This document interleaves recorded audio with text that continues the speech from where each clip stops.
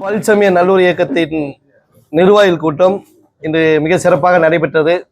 அவசர கூட்டமாக நடைபெற்றது. இந்த நாட்டில்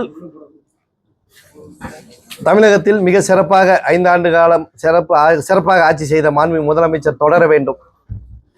இந்த 5 ஆண்டுகளில் மக்கள் இந்தியாவிலேயே பொருளாதாரத்தில் மக்கள் இந்த தமிழகம்தான் 11.19% வளர்ச்சி அடைஞ்சிருக்கிறது.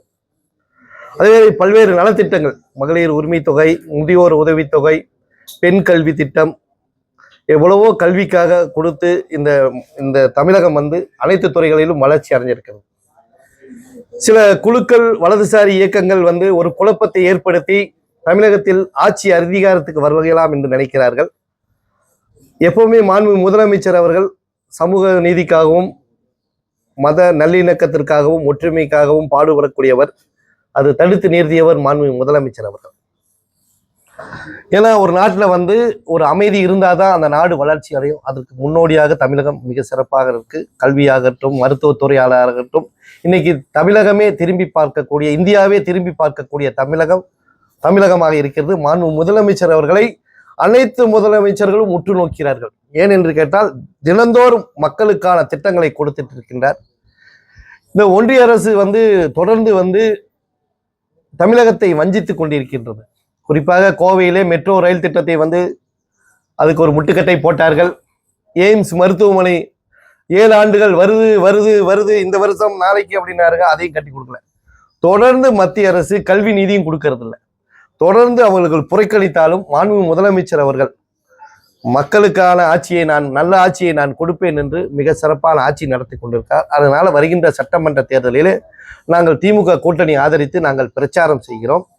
தமிழகம் முழுவதும் பிரச்சாரம் செய்கிறோம். இந்த ஆட்சி தொடர வேண்டும்.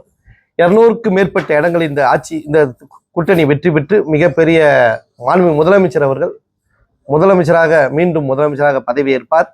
அப்பொழுதுதான் இந்த இந்தியா மத்திய ஒன்றியத்தில் இருக்கும் அரசு உணர்ந்து கொள்ளும்.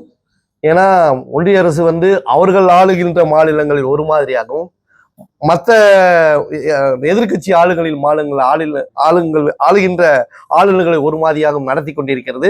இது முற்றிலும் தவறானது, ஜனநாயகத்திற்கு விரோதமானது. இவர்களை நாம் இவர்கள் துரத்தி அடிக்கப்பட வேண்டும்.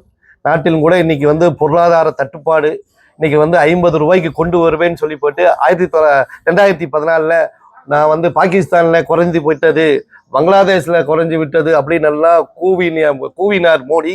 அவர்கள் அடிமைகளில் எல்லாம் இந்த மாதிரி நம்மளுடைய பொருளாதார டாலர் மதிப்பு குறைந்தது என்று கூறினார்கள். இந்த 95 ரூபா வந்திருக்கு. இன்னைக்கு பொருளாதார தாக்கம் என்பது மிகப்பெரிய தாக்கம். இன்னைக்கு விலைவாசி, இந்த பொருளாதார தாக்கத்தினால் மிகப்பெரிய விலைவாசி உயர்வு ஏற்பட்டிருக்கிறது.